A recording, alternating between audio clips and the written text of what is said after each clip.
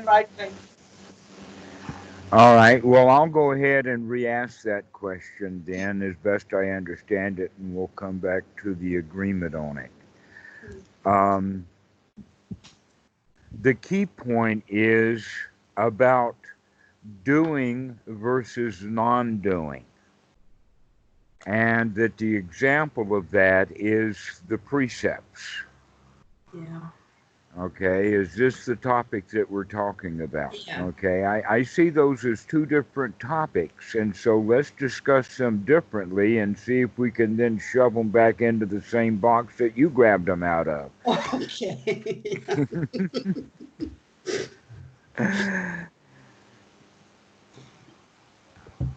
Let's take the precepts first. Mhm. Uh, Precepts fall into three classifications, sort of like low, middle, and high class. And what I would mean by that is that the precepts by someone who has wrong view will say, "Oh, I can get away with wrongdoing. I Uh, can get away with it." yeah. And Okay. so, and so wrong view ultimately at its worst possibility is that I don't owe my mom and dad anything. There are no monks, or they're just yellow dudes, or they're just in yellow robes, and they are doing whatever they want to do while we're not watching. Mm-hmm. Okay, all right. There's just no wrongdoing anywhere, and so I can go and kill a bunch of animals on that side of the river and come onto this side of the river and kill a whole bunch more animals. The number is like 500. But Mm. anybody would recognize that if the guys on this side of the river saw you coming over after watching you on the other side of the river, because that's quite a scene to kill 500 animals. Mm-hmm. Maybe he was way off there, I'm not quite sure, but I do know this, that somebody's going to put a stop to him, Mm-hmm. that he's not going to be able to do that in the first place. Somebody's going to put a stop to him, and more than likely they will deal with him in the same way that they would deal with him as if he had killed all 1,000 animals, if we're thinking about 500 on each side of the river. Where, on a side point, the word or the number 500 is used often Uh-huh. in the suttas, Mm-hmm. and that they have come to understand that that means, in that language, just a large number in that area, which could be anywhere from 100 to 900 or 1,000. Okay, Mm-hmm. that's how they speak at it, because no one back then is going to stand around and count 500 anything, No. Mm. especially if they don't have excellent recording facilities. So at least the people who are going to be counting have to be literate. What's the point otherwise? Okay, Mm-hmm. so but the, here's the point that we're making is that those who have wrong view think that they can get away with anything, that there is, other than dealing with people who may not like what you're doing, there really is no such thing much as a cause effect relationship. In fact, that's something that the Buddha actually had to teach to people who had not the concept. The concept of cause and effect is deeply buried into in the.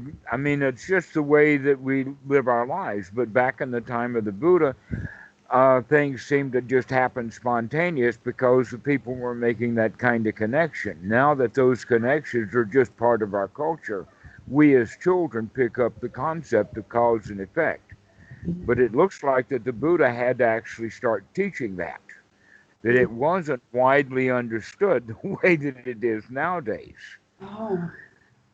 And so this is basically what we mean then by people who have wrong view cannot see cause and effect. Mm. Okay. And so they just think or they assume that they can get away with anything, Mm.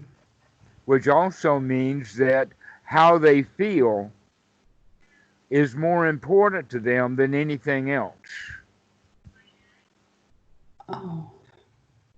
And this is what leads to people who have personality disorders, from the narcissist down to the psychopath, all the way down to the sociopath, or whichever one is the more violent.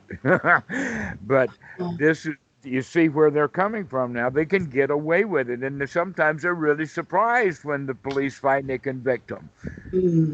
So they thought that they could get away with it. So this is one's wrong view, and if you don't watch out, you'll have a whole culture that way. In fact, that's how culture got started.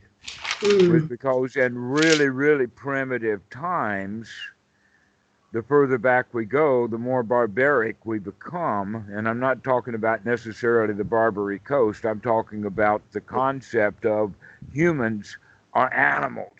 We are wild. And that wildness means that we run with our feelings rather than running with a knowledge of what's right and wrong or good or evil. We just do what we want to do with the understanding that this is what I'm going to do and I can get away with it. There's no elephant herd out there that wear policeman's hat and carry batons to go around knocking heads to the lions. The lions should do what they want to do, right? And this is absolute chaos. This is wilderness talking. Yeah. But we are now humans, or at least we're trying to be, to grow up out of that mentality. And so what we do now is that we start making rules. This is actually part of the nesting instinct, that in fact animals have rules. Yeah. One of the rules is that if you're a bunch of wildebeest and you or others in that wildebeest group sense that there's lions around, then we will follow the rule to go herd together. It's safer, especially for the wildebeest who are in the middle of the herd. That's what herding mentality is. I've got kind of a joke about it. You know the dog? The sheepdogs, ones that are really, really sheepdogs, they have them still in New Zealand and other places, but there were sheep being kept in your neighborhood 200 years ago.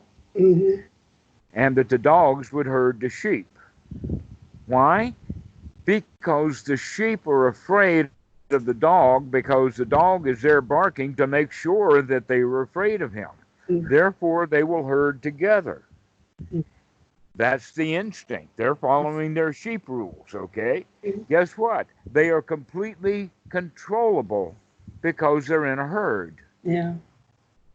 If you know the way to do it, and that's what the dog is doing. And so he'll go around barking and keep getting them in there so that he moves the whole herd. He only has to move one thing now, just one animal. Because it's in a herd, and so as he moves it towards the gate, now they're all going to go through the gate because they're all trying to get away from the dog. Isn't that amazing? That's American politics right there. Yeah. Yeah. Now, suppose there was one sheep or two sheep or maybe a couple of them who had sat down and thought about that dog for a while, and they came up to the idea that, you know something, every one of us is bigger than that dog. And we know that no one's ever gotten bit by that dog. It just barks a lot. So why don't we form a crowd that what we're going to do is when the dog comes in to start barking, let everybody else go into herd, but we're going to surround the dog. What is the dog going to do when the big dudes in the tribe of sheep don't want to be herded? They're not going to follow those old rules. Okay, that's a good point for right now. But the point that we're making here is that we naturally grew up making rules. Yeah. Not just grew up as children, but we grew up as a species. From the mammalians to the apes and the monkeys, up through the higher apes, into the human being, which is still an ape. If you don't believe me, go outside sometime. But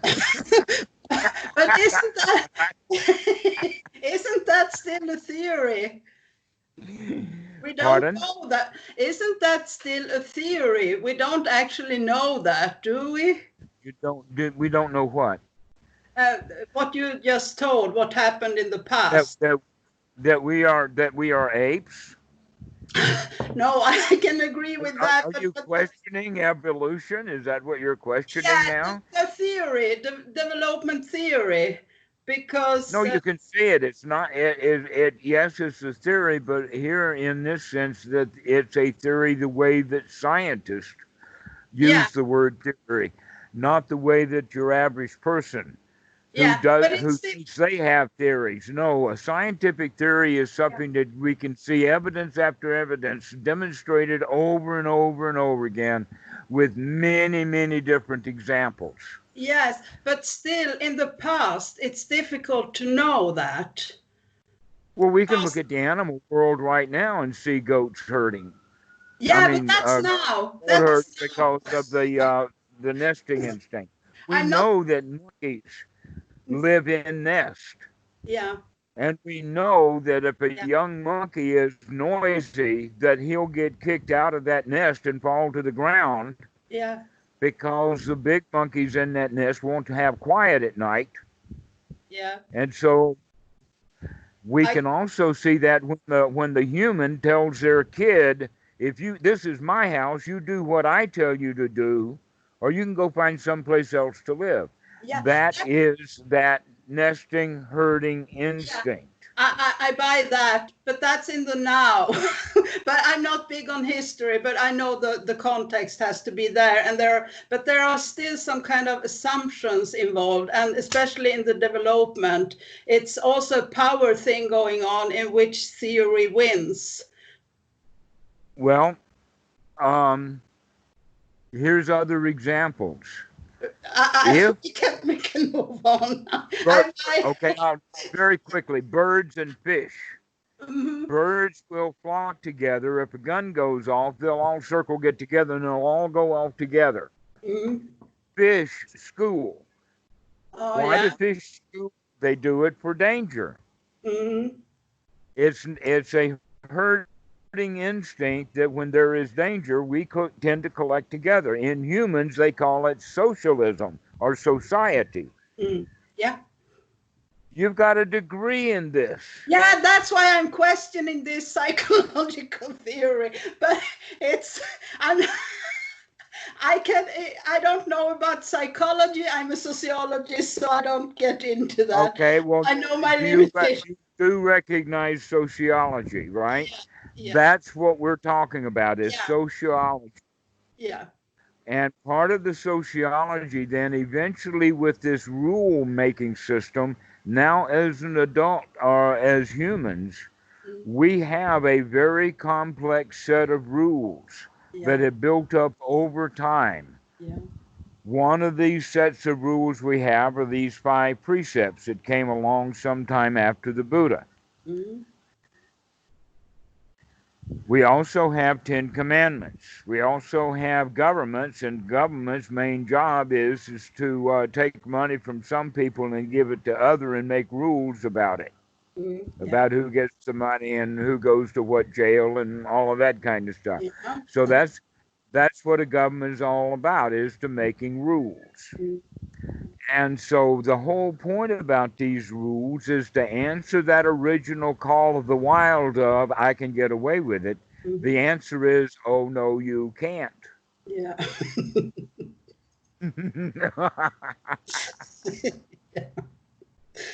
All Yeah. right.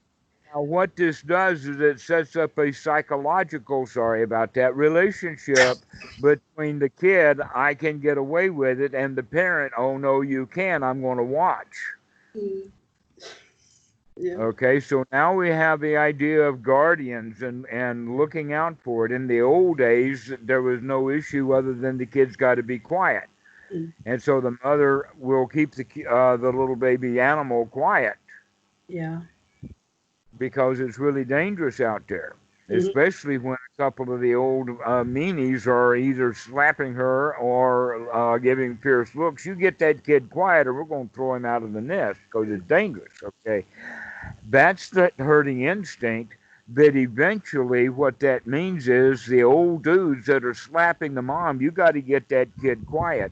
Those are the rule makers. Those are they wind up being the politicians and the ones who are leaders, the leadership. Yeah. Okay, and us humans normally go along with a leadership because we're instinctually doing that. That's what sociology is all about, is that people will flock to certain kinds of leadership. Mm. Yeah. And the various leaders then will collect people around him based upon how he can manipulate their instincts. Mm-hmm. He can manipulate their instincts by giving them something or promising them something, a mule and 40 acres or something, tax breaks. But then the other politician will be skilled in making people afraid. We're going to get attacked. Them black people, they're not as good as you are. Why should you have your tax money supporting them? You know. And so these are the ways that governments or politics or leaders in general manipulate. Another thing like that we can see with the news is actually in that leadership role trying to manipulate us. And why? Because it's been known for a long time that when everything is good, everybody's okay and nobody cares. We don't really keep track of what times are good. We only remember the worst. That's what history is all about, is telling the stories of the worst things that happened. Very rarely do they tell a story about something that, everything's just normal. Boring story. Nobody wants those stories. No. And so that whole point then is in the news. Yeah. That and the phrase would be, if it bleeds, it leads. Yeah. All right. That's the sociology of the newspaper, is they have to have something as a headline.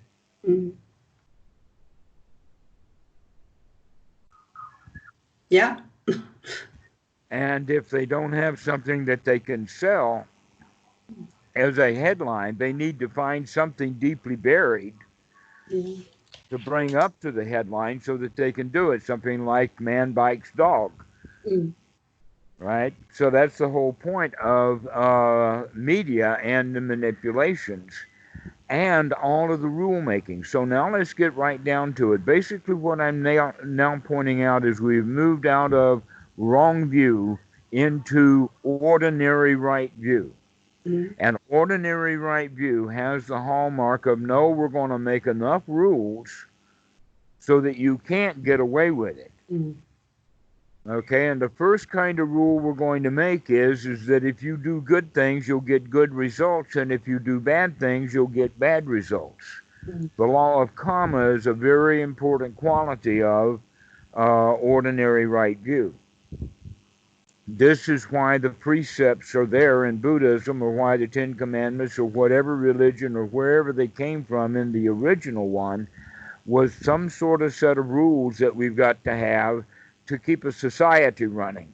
And if we don't have any rules there, then the society is going to fall apart. We've got to have something cohesion. In other words, we have to have some nest rules. If we're going to live in this nest, planet Earth, together, we got to learn to get along. And that learning to get along then is the set of rules that we come up with. This is what we call Sila in the Pali. Yeah, okay. Okay, but as children, as we're growing up, we're giving a whole lot of rules. Sometimes we find out a rule because we've broken it, and sometimes we find out a rule because we see somebody else get punished because they broke it, and sometimes we figure it out for ourselves, and sometimes we read it out of a book or somebody tells us that. Okay, so these are the ways that we do it. And that the rules that we remember the strongest generally are the ones that we got punished for. But we don't necessarily remember them as that we're going to keep them, but generally we do, because if we were in the habit of getting away with it, and then we got caught, that's a different situation than if we just, every time we did it, we got caught. Because that's going to take us out of the wrong view about that particular item. So what I'm talking about now, in many ways, all of the rules that any individual child learns, he learns selectively in various categories, that some rules to that child will be important and those rules are not important to other children.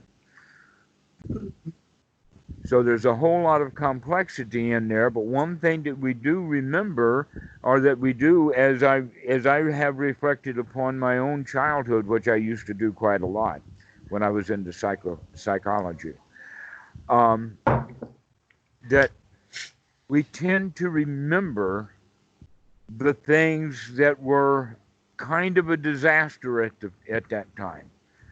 For instance, I remember a treehouse that I had, but I don't ever remember very much us being in the treehouse.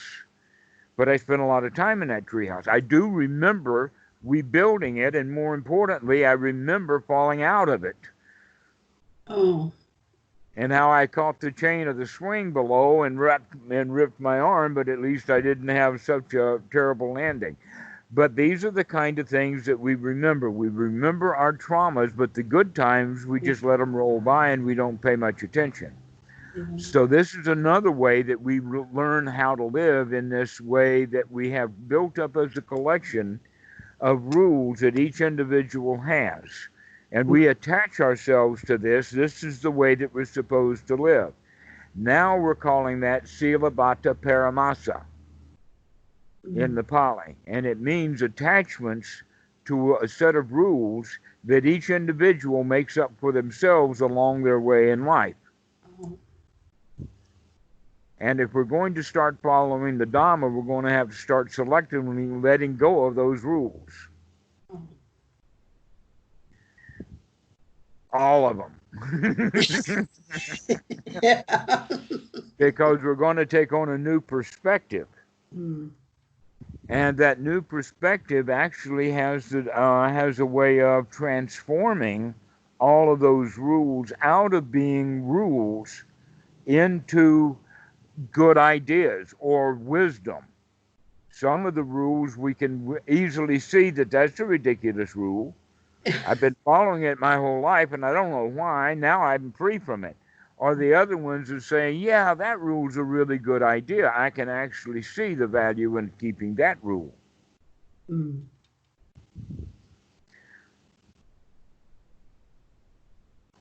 And so this is where wisdom begins to come in. And along the way of the wisdom comes what we call now noble right view, which is that third tier, the high class.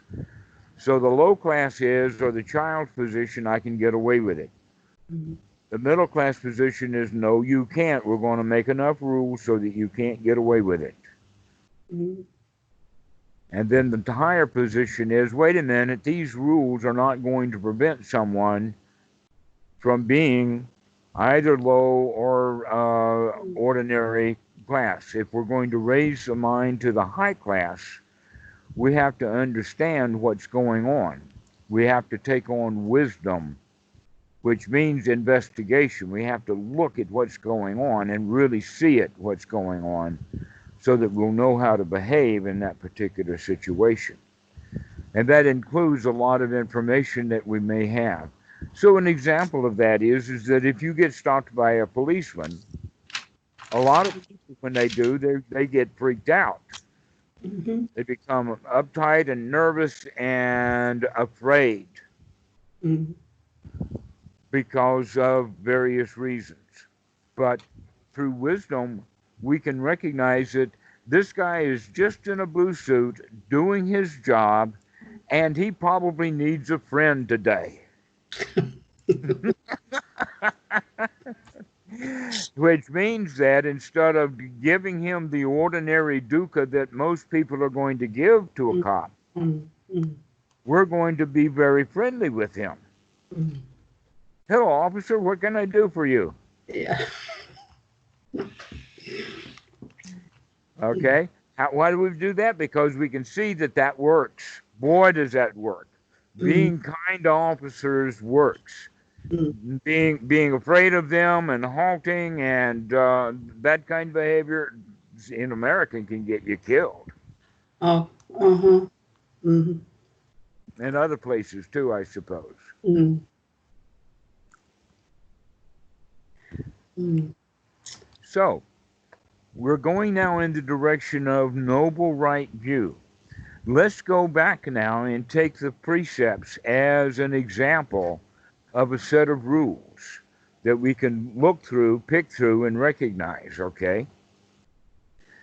And that one of the ways, and I'm going to let you in on something, in the right noble view, when the Buddha is discussing the Eightfold Noble Path, he talks about right speech, right action, and right livelihood. And we do this with the understanding of these precepts, at least four of them. But the fifth precept, Sura Merya Macha Pamatadana Vairamani Sakavadam Samatiyani, which is the one about taking drugs and alcohol, except that it's not about taking drugs at all. It's most specifically alcohol, alcohol, and alcohol. Sura, Merya, and Macha are beer, wine, and spirits. And that is what's to be avoided, but that's not in the Eightfold Noble Path, nor is it in any place other than in minor places in the Vinaya. For instance, if a monk takes alcohol, and I suppose it doesn't matter how much, he has to confess that to his teacher. It's a confessionable item, but that's all. It's not at the level of Sangha Sessa, which means he's got to go around and tell everybody in the temple that he was having alcohol, which is a higher problem. Just take it to your teacher, is confession. Okay. Oh. All right. So, but it's really important that we understand that alcohol can be dangerous. Mm. But other than that, let's go back and look at these other four. The Atina, no, Panatipata is the first one. Panatipata Vairamani. Now, Pana is actually the breath. And so what we're talking about is taking the breath away from animals. This Mm-hmm. is one of the reasons why Buddhist countries are okay with fish. They're big fish countries. Oh. Is because they're absolved of anything about taking the life of breathing animals, because fish don't breathe insects. Well, maybe they do, but you can't see it. But we have a lot of animals. But I know that if people didn't use various pesticides and whatnot, there would be a whole lot more of them. But mostly the Thai buildings are built to keep away from the insects. But we do have insects. We have a lot of them. But Mm-hmm. I'm sure that we'd have at least three times that many if they weren't actively doing something about it in a Buddhist country to keep the insect life down. Mm-hmm. Okay. Um, so the idea of panatipata is at various levels. One of possibly the highest level would be to kill a human being, but even higher than that would be to kill a noble. That Okay. even in our society we have various stratas of Mm. and some people get killed and nothing happens. Other people get killed. It's a big up to do, and another guy gets killed and it starts World War One, Yeah. right? Yeah. Yeah.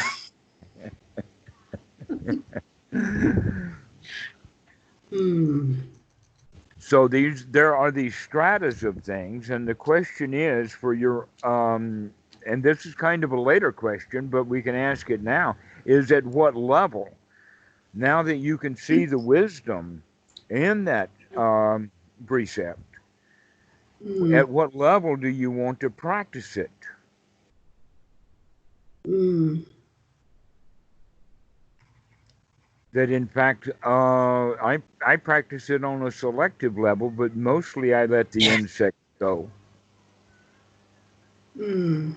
Sometimes we'll watch a big bug sit there on the wall while the gecko crawls down and snatches it, and I'm not about to stop that procedure. It's actually quite interesting to watch. Yeah.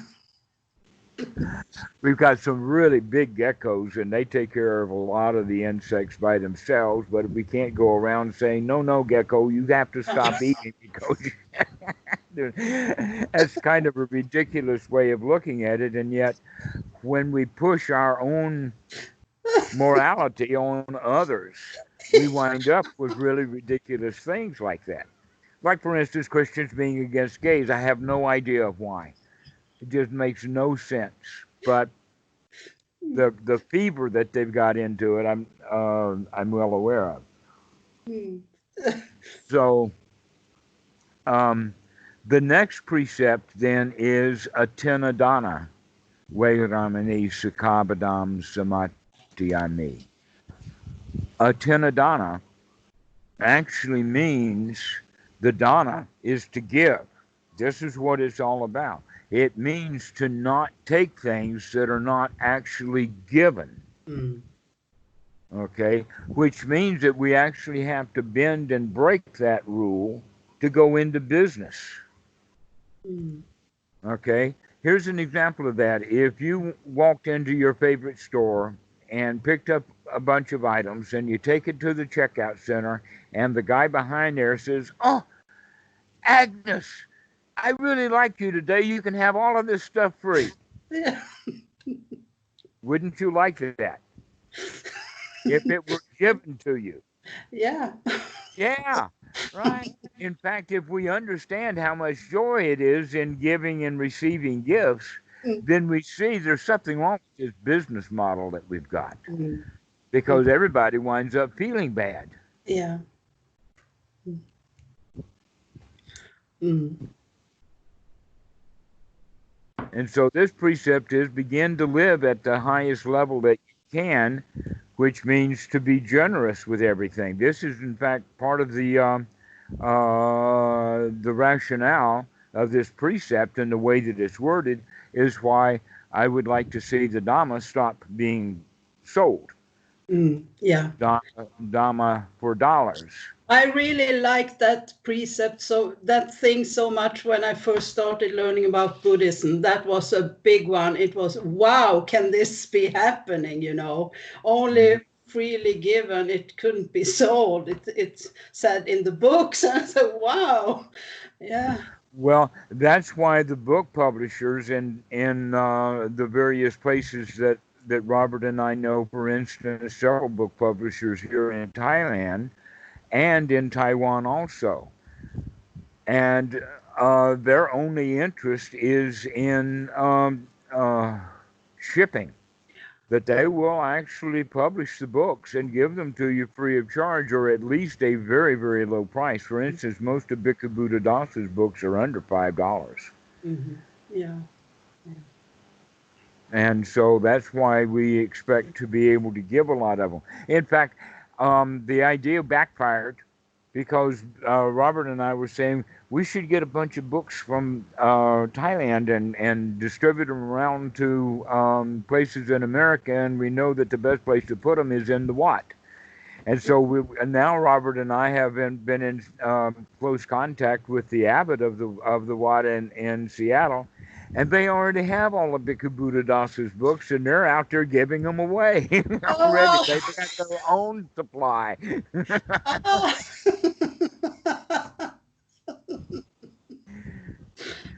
Yeah, so for free books in Buddhism, the place to get them is the Wat. Don't go to a bookstore and pay for them. Go to the Wat; they'll give them to you free. Mm. Yeah. So this is at Atinadana. Now the question is, at what level are we going to practice it? Mm. This is what now we're beginning to have shades of that doing and non-doing part that you were thinking about. That's where this begins to come into play. Mm-hmm. It depends upon at what level that you're going to operate. So, for instance, these new headphones that we bought today, I had an actual interesting conversation with this lady, and I knew why she was doing what she was, and it's natural in Thailand to beg to barter anyway. And so the actual price was 850 baht. Mm-hmm. But by the time that I was ready to go, I said, "Well, I'm going to go across the street," and that's when it got all the way down to 7. And then she said 750, and I says, "Okay, 7." Okay, so this is how, but it's all a joy. I mean, she and I were just having a great deal of fun with that. Mm-hmm. And so that's because I've kind of learned the Thai way of doing things. And so I don't think that that's like breaking a precept. There would be absolutely no reason for me to try to get those headphones without her compensation. Then, in fact, we can think of buying and selling in this regard, depending upon the way that we're doing, is mutual exchange of gifts. Mm. Mm. Okay. Mm.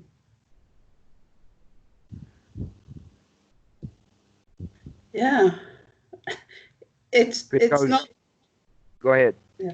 No, it's not. It seems a lot more there than at first. It seems very simple, but there's a lot into all of this. Yeah. I know, because I've been into this at least 40 years and have seen a lot, Yeah. learned a lot. Mm-hmm. Learned how to live and be like the Thai people. See, most Westerners, they say 850 baht. Do I do it or not? Because that was my first thought. Mm-hmm. Then it was her that had decided to start the negotiation of bringing it down. Mm-hmm. Okay, so um,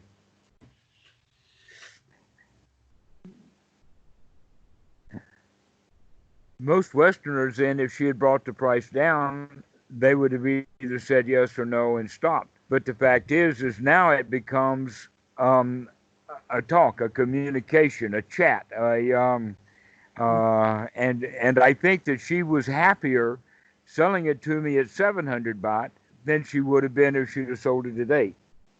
Mm-hmm. Yeah. And so we have that quality that's part of the culture here that is generally, because of the bigger the store, then the less likelihood that the person you talk to will actually be the owner of the store. Mm. And that's what Thailand is really all about, is everybody's a merchant on their own. Mm. And so especially out on the streets. I mean, I could have gone into, well, not here on this island, but in Bangkok, there are big stores like Robinson and Tesco, and they have all kinds of electronics in the big Tescos and that kind of stuff. But it's always fixed price, and the people who are in there, they don't care whether you buy anything or not. Mm. Yeah. Their job is, in fact, I've got to go in the back and pull out a new TV and bring it up here if you take this one out the door. Mm. Or worse still, I've got to go get the TV we're actually going to sell you out of the back. Mm. And you don't get this one. But in any case, the guy in the store then is not really getting any benefit. He's got to work when the sale is made, to where this lady on the street was overjoyed with the communication that we had together. Mm. Yeah. All right. So we're beginning to see that these precepts have a way of changing our way of viewing to the world, that we begin to look at animals almost as up to the level of equality with humans. Mm.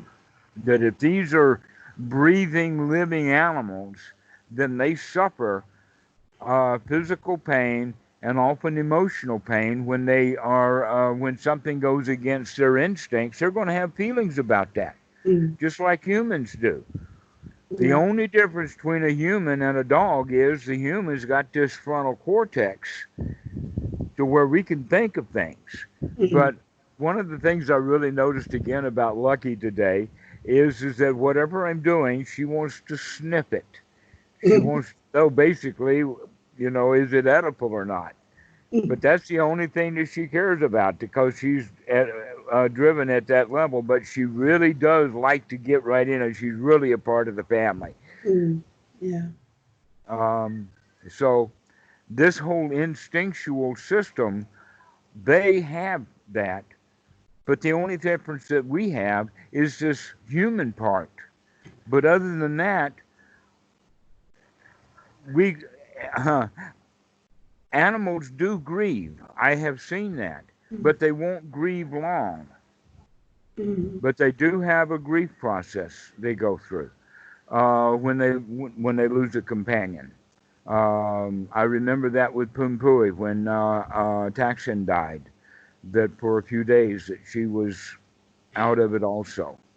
She missed him. So we have to understand then at that level, maybe we can bring our standards down to a level to where we begin to notice that everything has a quality of life to it. This is one of the reasons why a lot of people are beginning to go vegetarian more and more. It seems to have notched up a level, especially now that many of the companies have come up with something that looks and tastes like beef, but is in fact vegetable. Yeah. But then we have the other side of the story, and that is this tree right here is one of my best friends. I talk about him all the time. Got nice leaves, and I would be as sad about having that tree gone as one of the animals here in the house. So we look at it from that perspective that because we stay alive, we consume part of the reality that we're in. And that's what these two rules then are about, is what standard of living do you want to choose for yourself based upon the issues about generosity and giving versus taking. Now, the way that the Buddha talked about meat was like this, that he took what was given him, that if someone wanted to give him something to eat that was against some ideal rule, then he would not be doing generosity. The Buddha himself would never kill an animal, but that doesn't mean that he does not consume meat because someone gave him that food. Yeah. Well, we can also look at that in the sense of buying and selling, that the product is already going to be there. And so the real issue is how was the animal treated when it was alive and how was it killed is much, much more important than I shouldn't eat meat because of a rule about taking breath away from living animals. Because these are actually your rules for you to learn to live by. You are not, please don't, walk into the Avatar or to the meat processing facility and shut it down. It's not your business.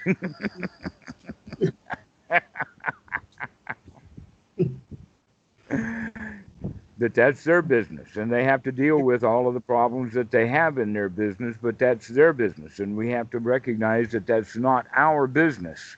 We can't go around telling other people how to behave about the rules that we're trying to learn how to keep for ourselves so that we can become noble.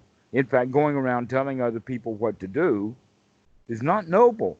No. No. And then speaking of that, let's move on then to the third one, which is Musa Wada.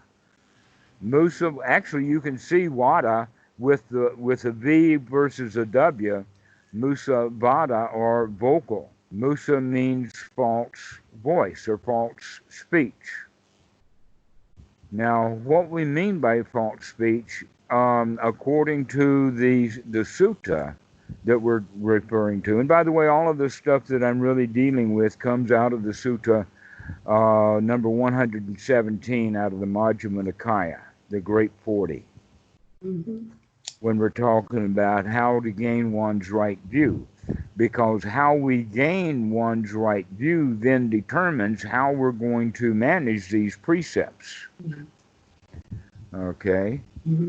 And so Musawada and we've generally talked about right action. Is the only one that we missed on right action. It would be sexual misconduct.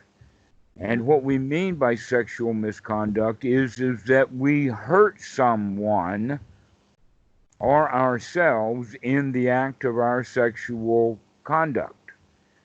So, for instance, a man is not going to go to another woman because he knows if she knew it, she would feel bad. And so he's going to abstain from setting up a situation to get caught, so that he's going to have to deal with his wife.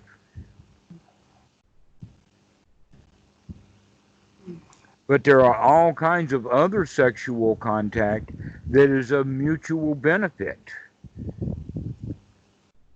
So this is the way of looking at it, is the sexual activity that we engage in, is it harmful to someone?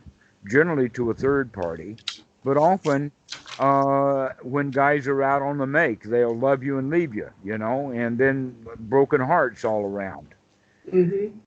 Okay, that's a kind of misconduct, because we hurt people. We want things and we take them. In fact, you can think of that one as the place where people most likely are going to fall into wrong view, in the sense of I can get away with it. Because in fact you don't get away with it, because we're harming people. Yeah. And the difference from celibacy, the monks, are they're living in okay, if you want to go into that, I would say that the Buddha set these rules because of other issues other than what we're talking about. Just like the Catholic Church had other issues. Well, let's start with the Catholic Church's other issues, and then we'll get into the Buddhist other issues. Okay. The other issues that the Catholic Church had is that if a priest was married, then he could legitimately will his son the property that belonged actually to the church, according to the church. So if you could prevent the priest from getting married, then any children that they did have would be illegitimate and therefore could not be heirs to the property. And that the Catholic Church automatically gets that property. That's the whole point of... in a way, they were telling priests in the 11th century what has turned around to bite them this time in the 21st century, and that is, do what you will, just get away with it. Yeah. And that was happening big time. I think one of the best examples was, gosh, I forget his name. His last name was Borgia. He was Alexander the Sixth. He was in power from the late 1460, 1470 up to the time. In fact, it was he that Martin Luther was so adamantly against. He had a daughter, Lucretia Borgia, who helped him poison other popes so that he could become pope. Okay. Right, and then he got his own army going and all of the indulgences and everything like that. But basically, he was one who could, in fact, get away with it. Martin Luther was the one, but he didn't, because it caused 130 years war, or maybe 100 years war. Pretty bloody in Europe, especially in Germany. I think you know all about it. That's why that Northern Europe is in fact Protestant, is because of Martin Luther being angry at this dude who thought he would get away with it. I'm not big on history. I don't really know much about this. Martin Luther, I know, I heard of, but I don't really have much. Never mind, it's a good story. Yeah. You can see that this is the whole idea that we cannot get away with things, and that in this case it was a lot to do with sexual misconduct. That we have to understand that, no, we have to be wise about what we're doing. We have to make sure that we do cover all of the bases. And in some societies, that does mean that you do need to get a formal document from the government or whatnot like that, because if you don't have all the right paperwork, later it's going to cause some people some trouble. Yeah. So this is all wrapped up with that. And sexual misconduct doesn't necessarily mean just sex, but it means the kind of conduct that we have when we go around hurting other people. Normally because we're acting very selfishly. We want, and one of the things that we're most likely to do that on is in sexuality, thinking we can get away with it. Okay. So now that we're back down to the Musawada, this one has the quality of, if we're going to abstain from doing those kind of things, now we're also going to begin to abstain from these things verbally, which means that we're not going to do any backbiting. Or we're not going to be doing things like bait and switch, but that's more of a right livelihood. But in general, there are 4 qualities of right speech. One of them is telling a deliberate lie. Again, this has to do with how much trouble that it's going to cause.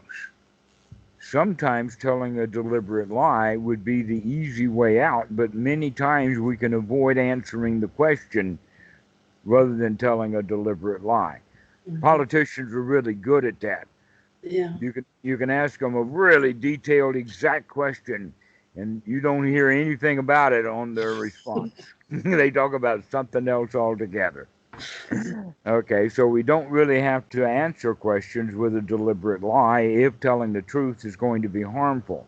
But we can avoid the subject. We can get away from it. Move on to other things.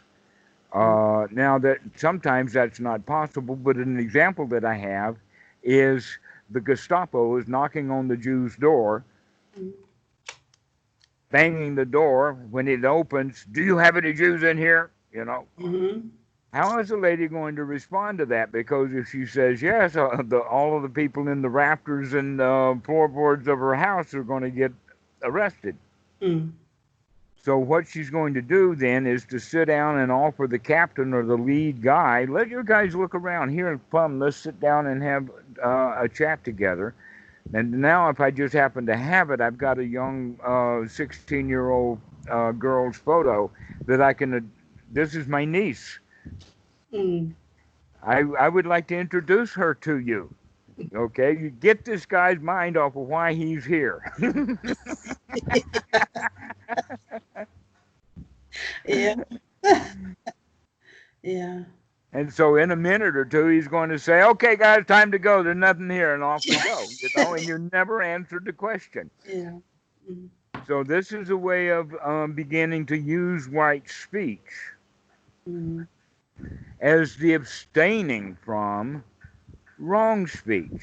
That's an important point that we'll get to at greater detail.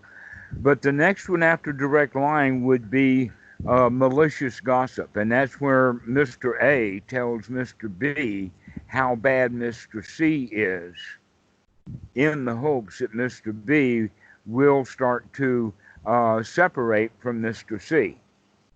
Eric Byrne had those games named when he talked about it. He's got 2 of them. One is, let's pull a fast one on Joey. And the other one is, let's you and him fight. Hear that? Let's you and him fight. That's malicious gossip. We go in and we tell something. It may even be true what you're saying about C, but you're trying to convince Mr. B to be dissatisfied with Mr. C. That's malicious gossip. But if you have the kind of gossip to where A and B are actually trying to comfort or help Mr. C, then that's not malicious gossip. That's not wrong speech. Okay. But be careful, because it can easily fall into wrong speech. Yeah. So the next one then would be harsh speech. And this is one of my favorite topics, because in the United States they seem to think that certain words are harsh no matter what their context. Uh-huh. Okay. To where we're not talking about it like that. We're not talking about the kind of words that George Garland would have a nice routine about. Mm-hmm. I don't think I can remember it. But he's talking about harsh in the sense of talking to someone in a harsh way. Like you don't know what you're talking about. And I see that on the internet quite a lot, that people are quite harsh with each other. Mm. Mm. And so these are the wrong kinds of speech. The other kind of speech that would be considered would be frivolous. But we also have to understand what that means, because sometimes frivolous speech has the quality of bonding friendship. So I would say that in this case, the frivolous speech would be the kind of speech that goes in the direction of malicious gossip. When we're just talking about the world, or talking about that place out there, or whatever, just unmindful chitter chatter, which is beyond the realm of ritual, because there is ritualized speech, which is okay. We do a little ritual, you and I. In fact, every student, when we come on to Skype, we do a little ritual. I guess I'm starting to learn that now a little. I'm not rules and rituals at all. Well, an example of those little rituals is, "Hi, how you doing? Yeah. Are you okay?" Yeah, but I don't think I even ask that. I'm too absorbed in my own thing. So, yeah. Another one on that line would be, "Good to see you." So Yeah. these are the kind of little rituals that we put in, which are harmless. In fact, not only are they harmless, but they help bond people together. Yeah. This is an initial ritualization that we have as human beings that begin to talk about us being unified together, or in the same nest. Okay, it's sort of like that coming together. The same thing is with handshaking, that people shake each other's hands basically to prove that I've got no axe or dagger in my hand. That's a long time ago, isn't it? But that's how long we've been shaking hands. Yeah, I don't like to shake hands either, but I do it when I have to. So. Well, now that coronavirus is out there, maybe we should change to the Asian meeting, which is the Y. That's a lot better. Because it's the same thing. That's that introductory ritual, and it's different in each country. They say different things. Sabai Mai and Sawati Cup and all of these Thai phrases that they have is part of that ritualized greetings that we have that brings us together in unity. Yeah. Okay. If that ritual is not properly done, more than likely it'll be either only business or frivolous. So these are the kind of things that we're looking for to kind of avoid. Okay, especially meditators, we don't just get into chats with people. When I'm in chats with people, generally we don't record it, but it's still some sort of Dhamma business. But it's a good idea to record them when we're actually doing Dhamma. So this is Dhamma. This is not necessarily frivolous, though it sure does feel good anyway. All right, so now let's move away from these rules as a set of rules that are part of ordinary right view. And you can also see that these are quite fundamental. Yeah. Oh, one of the things that I didn't clear up, let me go back and do that a little bit more, because I only did it on the Christian side, and that is on the Buddhist side. Yeah. What is for celibacy? What are the extra set of rules, or what's really going on? What's the background behind it? Yeah. I was just going to ask about that. I started thinking about, yeah. Okay. The reason why that is there is mainly for freedom's sake. Mm-hmm. Because in the time of the Buddha, as well as most places throughout the earth, that a marriage ceremony had to do more with business than it did with the heart. That this was a business deal between the two daddies mainly. Yeah. Okay. And it didn't matter which direction the money was going. That's actually just part of the local culture. Mm. That in Thailand originally it was a two-way deal. In other words, my boy and all of this stuff, and this girl and all of her daddy's stuff is going to come together, and then the kids get all of this stuff, and that would be including gold and land and whatnot. But when the Chinese invaded Thailand nearly 180 years ago during the Opium Wars, that began to change because the Chinese came in with money but without women, and so they wanted to start buying the Thai wives. And that upset the culture in Thailand quite a bit in certain areas, but not everywhere. Okay, so that's an interesting point about that issue of celibacy, is who owns what. Yeah. Because if you maintain an independence to where you're not going around doing sexual misconduct in the sense of harming others by lying or whatever, or doing that kind of stuff, it's actually superior to stay out of that kind of behavior, to leave it alone. Okay, so that's one side of it. The other side of it was that it was also already part of the Brahmin culture, that certain Brahmins would be celibate, or not celibate, but they would be, the Pali word is abrahmacharya, which means actually to live like a god, which means to live above sexual desire. And also sensual desire or sexual desire in the West,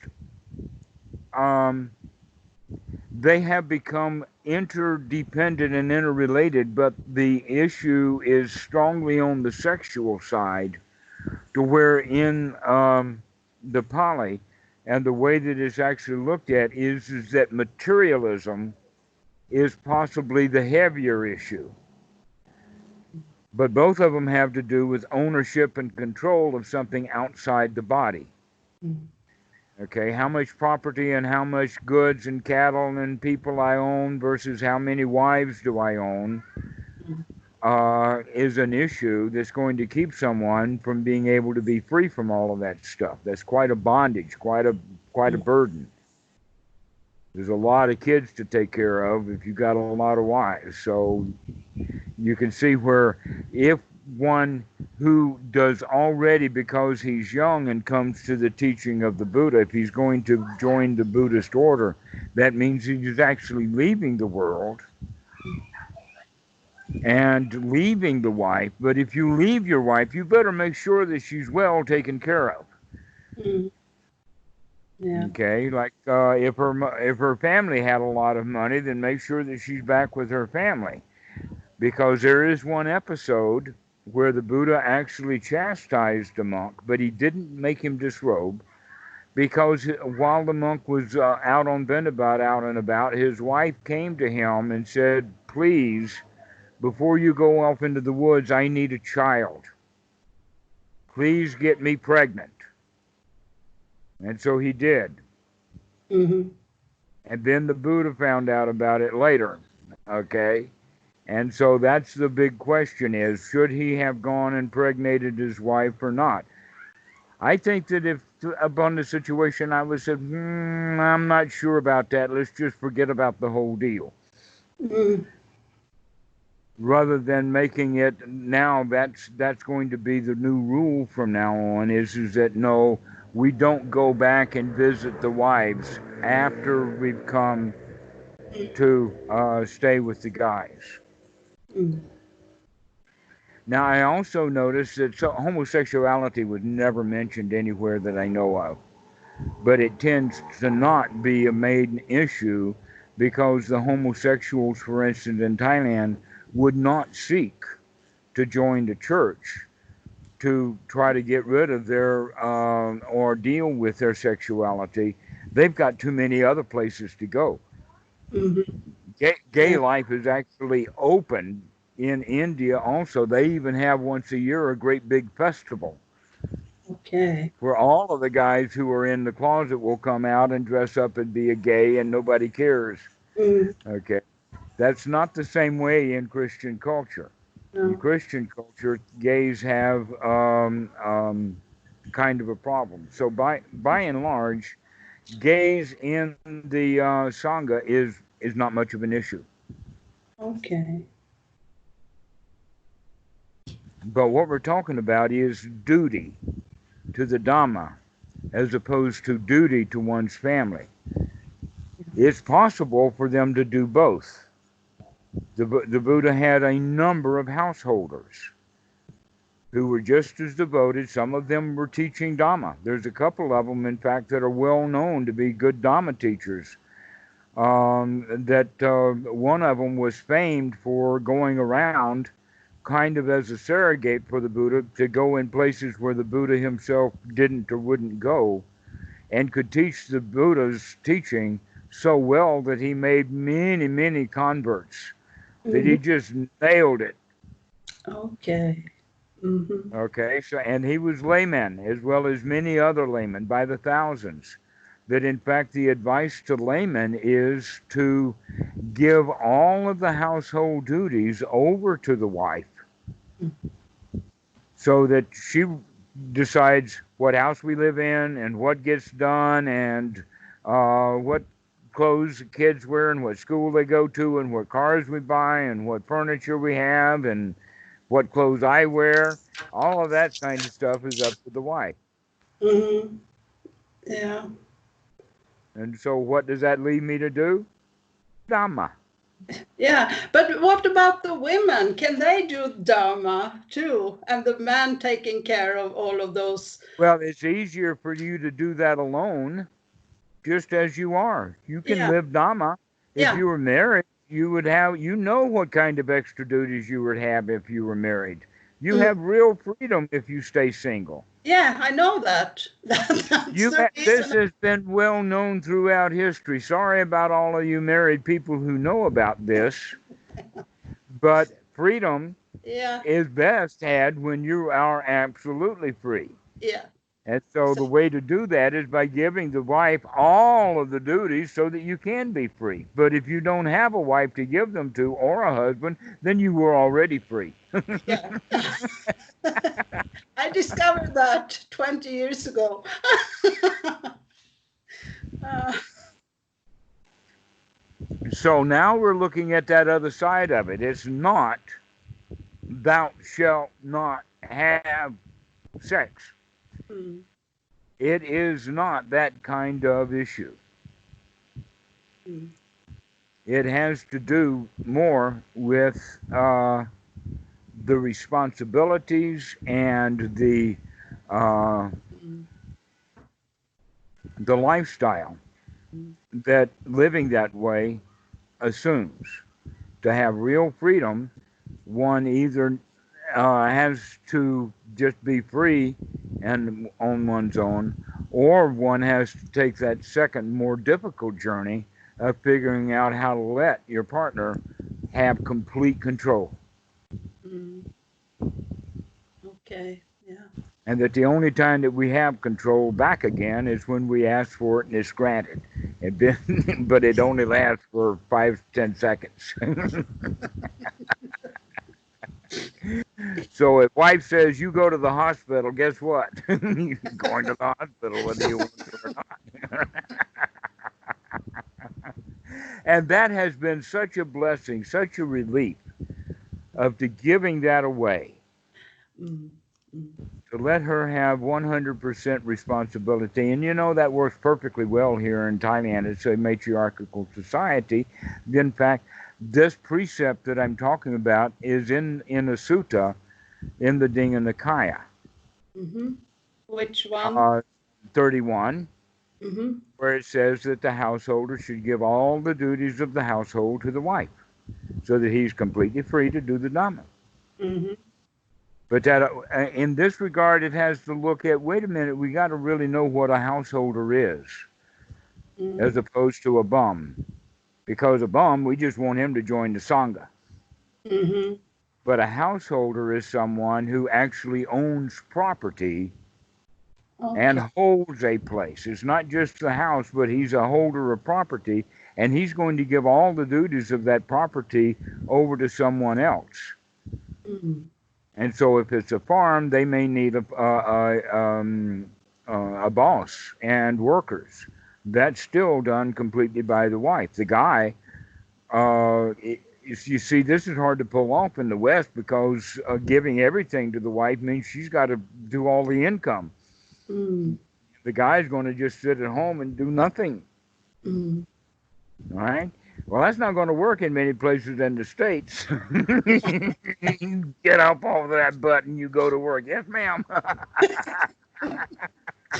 Okay. But in a situation like in Thailand, or when the finances are not the issue, that the wife can, in fact, do that duty. Mm-hmm. And guess what? You know this deep in your heart that if you had that kind of relationship, you would prefer that to having to haggle and annoy and deal with your husband on a regular basis. Right? You'd Yeah. just rather him give you complete control and you can just do whatever you want to do. Exactly. Yeah. Yeah. Okay. Yeah. Yeah. So But I that's don't. what I would recommend about that for the householder, because that fits in with that issue of freedom. It's Yeah. not really an issue of sexuality so much. No. I don't really like telling people what to do, actually. I know Dhamma dudes don't like telling other people what to do because we recognize through our own wisdom we don't like being told what to do. Yeah. It usually doesn't end well, in my experience, at No, least. it doesn't. It doesn't, does it? That's also the same thing with righteous anger. We think that because I'm angry that I've got a right to be angry and therefore I am right and therefore my anger is righteous and I've got a right to be angry, right? Mm. No, you don't. No. Anger is always a disadvantage. It is always ill will. It is always non-friendly, and it is always a failure. And it's also very painful And for it is oneself. always painful. Yeah. Exactly. Mm. So there's no reason to try to justify righteous anger. Well, there's no reason to justify um, trying to haggle to a relationship.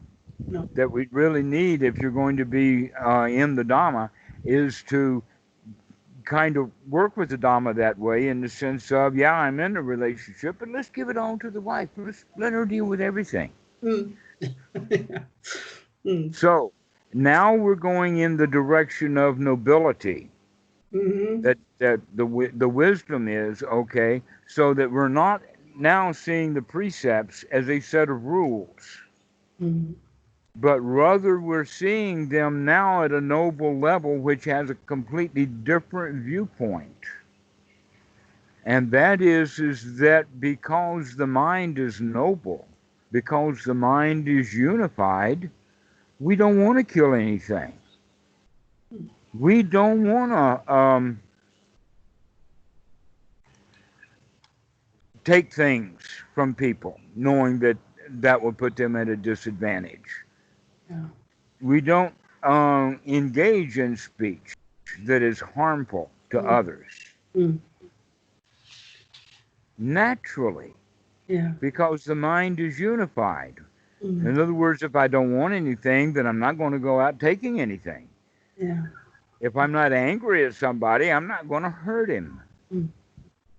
If I'm not full of lust about some nice young thing or nice old thing, whatever, then I'm unlikely then to go out and pursue it, including all of the dangers and missteps that could be had that will cause suffering. That if I'm okay, I can like her, she's beautiful, but I don't have to pursue her. I don't have to go after it. This is now at that noble level where we don't really want anything. Our precepts come naturally.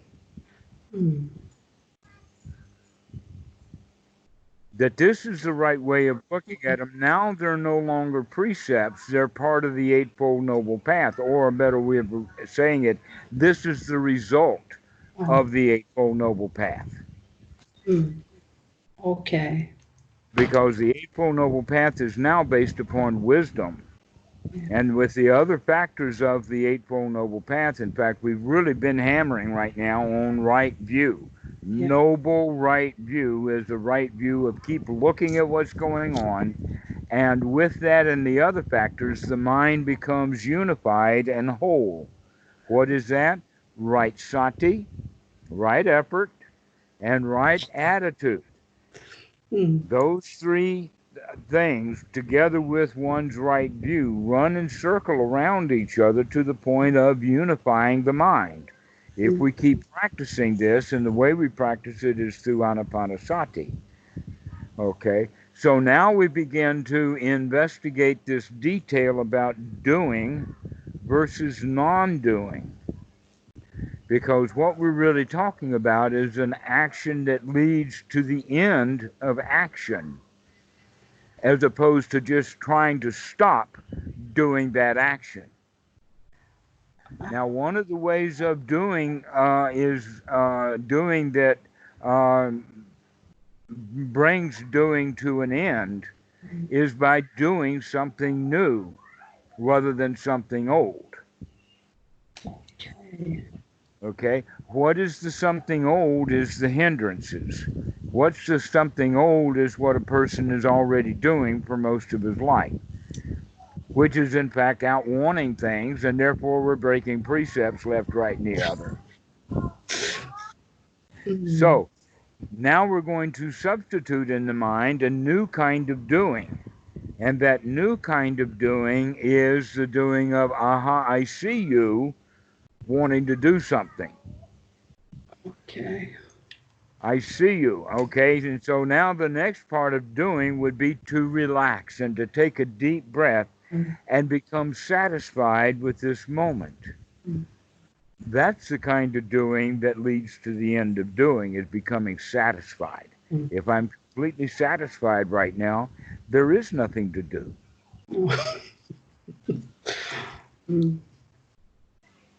And so this is how we practice over and over and over again. How do we come to a state of non-doing? We do it by getting ourselves into a state of satisfaction so that we're satisfied with the way things are. And then doing kind of falls away. So that state of satisfaction then is what we're looking for. This is actually part of the Anapanasati Sutta, and it's also part of first jhana. Basically, what we're talking about is, can you get yourself into first jhana and just stay that way your whole life? Happy and joyful and not a care in the world. Watching every minute, okay? Enjoying everything that's going on. This is the state that we're looking for. It's getting into that state. It takes over and over again because it's so easy to fall back out of it. Back into doing. Okay, but that doing is automatic. Why is it automatic? It's automatic because the habits for it and the energy and the instinctual power is already there. And so that stuff will come up whenever some trigger or another is pulled. The Buddha talks about that in the term that we use, adventitious defilements. Now, what we mean by adventitious is that they will take an opportunity. or they will take advantage. Yeah. An example of that is that if the valve is not fully closed, then the water in the pipe will take an advantage to drip. Yeah. Okay, it'll take that little bit of advantage that's there. Mm. Okay, so this is how we come to a state of non-doing, is by coming into that state of non-doing over and over and over again. It's quite a doing. It's so much doing that the Buddha calls it right effort. Yeah. Right effort is the doing that brings about non-doing. And it happens almost immediately. I mean, this is within 1 or 2 seconds. We're not talking about long-term non-doing. They're talking about right now non-doing. Yeah. Yeah. Because if you have the skill of non-doing right now, you'll have that skill the next time you need to or think about, I want to be in non-doing. Right, here we are. Yeah.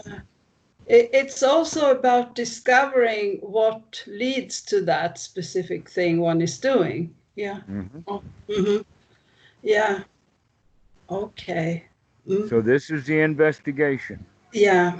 Yeah. Well, this has been a wonderful talk. I really enjoyed it. I hope that you've gotten your question answered. Yeah, it's amazing how well answered it was. Everything, how things can keep falling into place from different perspectives. Yeah, it really makes sense. Yeah, but every time I ask you something, it seems I get so much more of an answer than I could ever think of. So thank you so much.